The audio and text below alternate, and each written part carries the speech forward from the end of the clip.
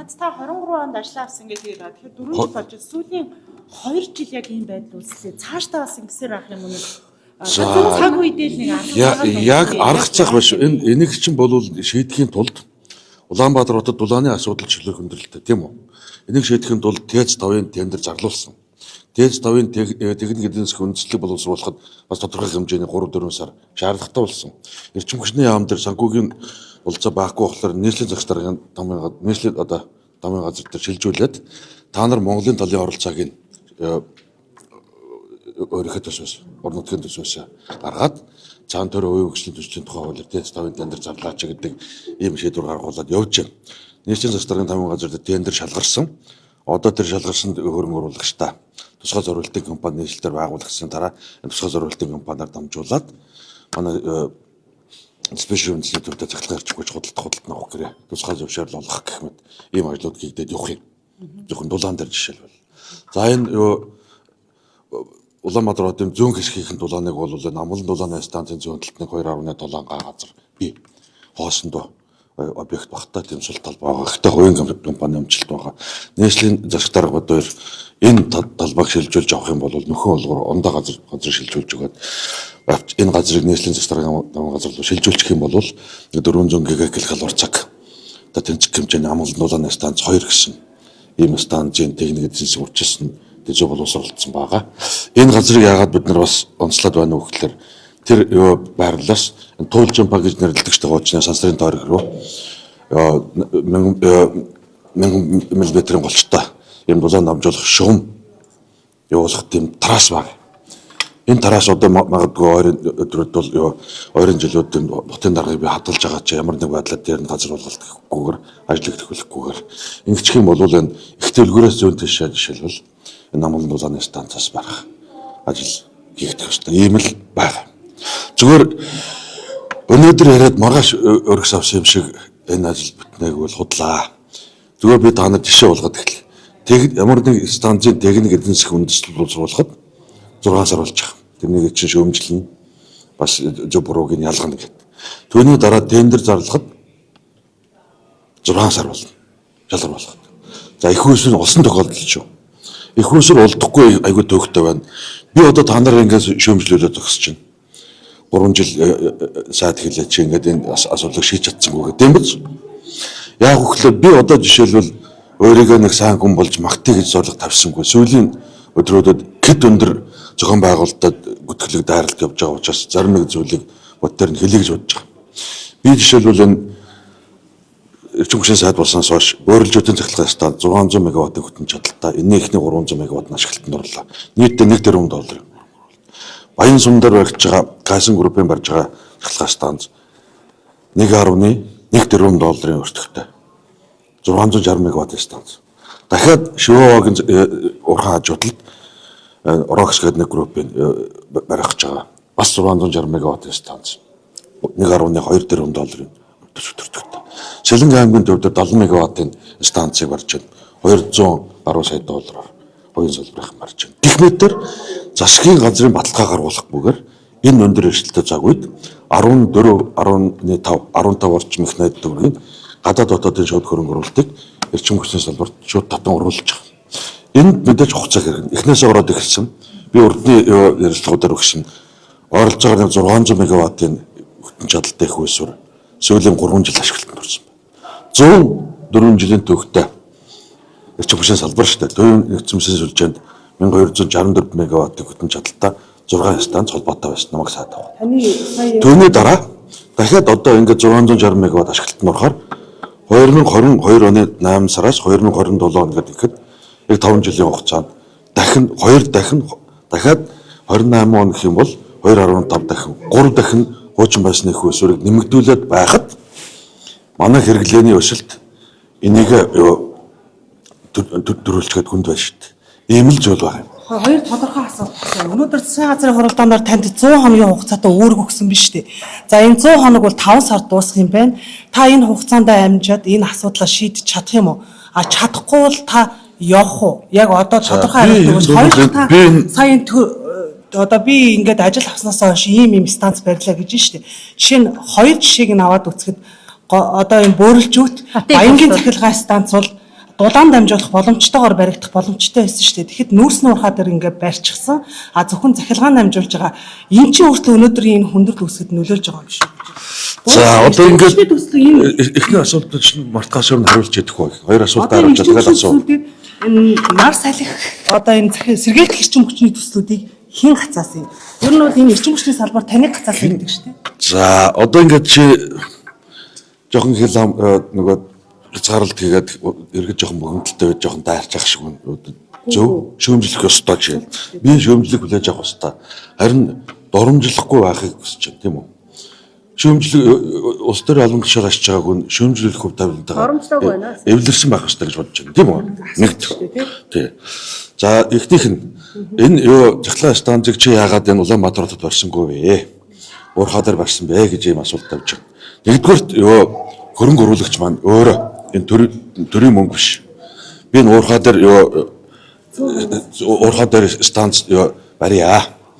Танад нийлүүлэх гэхлээр нь тгээ гэсэн. Энэ уурхаа дээр биш Улаанбаатар хотын төвд оруулж байгаад баригддаг ийм эрх зүйн боломж алга байна.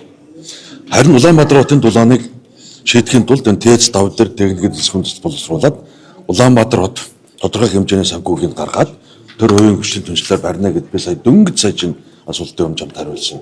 Ийм бай. За 100 хоногийн тухайд энэ асуудлыг шийдгэж ийм даалгавар өгч байна. Яг үнэндээ бол бүгд бүрэн шийдэхэд төвөгтэй. Хүссэн хүсээгүй 2027 оны наадмаас нааш Баянгын захилгаан станц ашиглалтанд орохгүй. Энийг олон нийт шударга хэлсэн дээр яаж ч гүрээгээд дийлэхгүй. Тэгэхээр одоо өөх өстой бол өгнө. Би ямар нэгэн сайдын суудалтаа суугаад зууралдаад энэ суугаад байх сонирхол шулуухан нэг хэлэхэд алга байна. Энэ албан тушаалыг өгч чаддаг, бас авч чаддаг байх ёстой гэж байр суурьтай байна. Өмнө нь та бас өгнө гэж. За сэргээгт гэрчин хүчний тухайд намайг гацаасан гэж янз бүрийн ийм хөтгөлөг явж ах шиг байна. 2019 онд намайг гэрчин хүчний сайд болохоос 3 жилийн өмнө сэргээгт гэрчин хүчний тухай хуульд өөрчлөлт ороод сэргээгт гэрчин хүчийг нэгдсэн сүлжээнд тулгах юм бол тендер зарлаа гэдэг ийм хуулийн зохицуулт бий болсон. Үүнийхэн дагуу бид нар одоо баруун бүс дээр нэг 60 мегаватт орчим хүтэн чадалтай нар салхины хоцрол захилгаан станц батарей тохируулгын гормын хамт зүүн бүс дээр нэг 65 мегаваттын захилгаан станцыг энэ 2026 оны эхний хагаст тендер зарлахаар бэлтгэж байна. За юунаас гадна 2007 онд сэргээгт гэрчин хүчний тухай хууль ашиглалтанд орсноос хойш 15 цент, зарим 19 центийн үнэтэй сэргээгт гэрчин хүчийг сүлжээнд холбоолохоор 38 тусгай зөвшөөрөл олгогдсон байна. 2007 оноос хойш. Одоо 19 цент гэхэд явах юм бол 700 орчим төгрөг 1 кВт цагийг. Ийм ажлууд одоо яг төвийн бишийн сүлжээнд 7 ширхэг нарны захилгаан станц байна. 3 ширхэг салхин захилгаан станц холбоотой ажиллаж байгаа. Ийм өндөрнөр холбоотой байна. Энийг би сайд болсноос хойш энэ өнөө жоохон буулгаач гэдэг асуудлуудыг бол байнга тавьж явж байгаа. Бүр Америк центр бод төгрөгөр биш. Ийм зүйлүүд байна. Энэ холбогдсон 11-аас гадна их үйлсээс гадна дахиад хүчин төгөлдөр байгаа 38 одоо тусгай зөвшөөрлөөс яг одоо 7-8 орчим зөвшөөрөл байна. Би одоо 15 центээр ийм өндөр үнэтэй 19 центээр төвийн бишийн нэгсэн сүлжээнд тэгээд диспетчерийн удирдлаганд ордоггүй ийм их өсвөрийг холбуулж чадахгүй гэсэн юм байр суурьтай байгаа. Одоо шүүмжилнэ үү? Яана уу? Энийг өөрөөсөө Багнууртад байж байгаа Батраа хураагуурч ажиллаж байгаа юу? Ажиллаж байгаа. Одоо юу? Одоо ажиллаж байгаа. Баянгийн станцыг таны хамаарал бүрхий хүмүүс их гэж ярьдаг те. Энэ дээр таны ер нь их ашиг байсан юм шиг. Нэгдүгээр уучлаарай хоёр асуулт. Ингэж ярьж. Та өмнө нөгөө 3 дугаар станцын дэлбэрэлтийн үед бас хариуцлага хүлээн би сайд болохгүй гэдсэн шээ. Одоо За би бол тийм байр суурьтай байсан. Юуг нь вэ? 3 дугаар захилгаан станцыг дэлбэрэлт тулах ажилд бол эрчим хүчний яамнаас 2025 оны 3 сарын 19-ний өдөр Эрчим Монгол компани руу засгийн газрын тогтоолгоор шилжүүлсэн байцыг тав хүн мэдж байгаа. Тэр тухайн үед бол эрчим хүчний яам энэ төрийн өмч хоригдлын компани менежмент эрхийг хэрэгжүүлэхгүй байсан. Бид бүгд мэдж байгаа. Гисэн гэдээг боловч олон нийт шүүмжлээд байхлаар надтай холбоогүй гэсэн Эрчим Монгол компаниг одоо шүүмжлэхээс төрүүлээд засгийн газрын гишүүнд хариуцлага хүлээх ёстой болов гэсэн юм улс төржсэн шүүмжлээд явж байгаа. Тийм учраас би хүлээхэд бэлэн байна. Би өөрийн хийгээгүй үйлдэл гэсэн одоо хариуцлага хүлээсэн ч яах вэ гэсэн ийм байр суурийг илэрхийлж ирсэн. Тэц 3 Баянгийнх ер нь одоо За Баянгийн захлагын станцын тухайд би сая хэллээ. Энэ 5-6 станц хувийн хөвчлийн хөрөнгө оруулалтыг татжууруулахын тулд эдгээр төслүүдийг бол одоо маш хурдтайгаар ямар нэгэн сааталгүйгээр холбогдох шийдвэрүүдийг гаргаж өгөх одоо шийдвэрийг бол одоо эрчим хүчний салбарын бүх байгууллагууд өгж ашаа.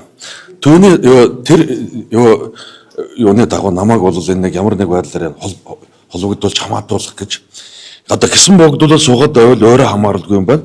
Угтаж үйлчлээд хурдтай ажиллаад энэ ажлыг нь явуулах гэсэн юм болохоор над миний хувийн хамааралтай гэдэг ийм мэтгэлгийг тарааж эхэлж байгаа юм байна. Эхэлсэн юм байна. Энэ нэг удаач анх удаач гарч байгаа юм биш. Өчигдөр жишээ нь ингээд 9 давхраас лифт хаалганы онгорхон унсан гэж байна шүү дээ. За ингээд тэр бол ингээд яг бодит иргэд одоо ингээд орон сууцны эрсдэл бол шүү дээ. Иймэрхүү төрлийн зүйлүүд дээр бол тусдаа генератор тавих хэрэгтэй. Тийм биз? Генератор тавиагүй тэр орон сууцны компани бүх бурууг эрчим хүчний салбар руу одоо чихээд байх нь. ер нь тэц 3 4 дээр одоо ер нь одоо ийм хязгаарлалтгүй үед ч гэсэн бусад шалтгаанаар дог тасрахыг үгүйсэхгүй шүү дээ. Тийм үед энэ орон сууц ашиглалтанд оруулж байгаа компаниуд бид тэр хүмүүсийн өмнөөс эрчим хүчний салбар өгөхлөөрэ бүх төрлийн хариуцлагыг хүлээнэ гэдэг чинь бас зүг асуудал үстэй. Энэ асуудал засагдахгүй ер нь энэ генератор тавих ёстой биш байгуулж. Эрчим хүчний яам тавих ёстой юм уу энэ дээр? Тэц 3 төр дээр нөхөс тавьдаг нэг төр зургийн нэг засвар хийдэг ийм асуудлаа хизээ ер нь болох юм дээ. Энэс болоод олон асуудлууд За би одоо жишээлбэл одоо зовлон тоочоод асуулт болгонд чи хариулт явууч. Зовлон тоочоод байх шаардлага алга гэж бодож байна. Уул нь тэц 4 дээр 9-р 100-ыг техник эдийн засгийн бүр 2018 онд боловсруулсан юм байна. Би сайд болсноос хойш би өмнөх сайдрын тухай ярмааргүй 22, 23, 24, 25 26 оны төсвүүдээр энэ 330 орчим тэрбум төгрөгийг тавиад саяны дутагтаад байгаа нөөц тоног 100 нэмчиг гэдэг энэ хүчлэлтийг жил бүрийн улсын төсвүүд одоо сангийн хамт хөргүүлж ясан засгийн газрын хуралдаан болгон дээр ярьж байсан. Харамсалтай нь улсын төсвийн хөрөнгө оруулалт маань жилдээ 3хан их найд төгрөг байна. Гэтэл сая тэр минийх гэж нэрлээд байгаа Баянгийн захлагын станц 1.1 тэрбум доллар буюу 4 их найд төгрөг байна.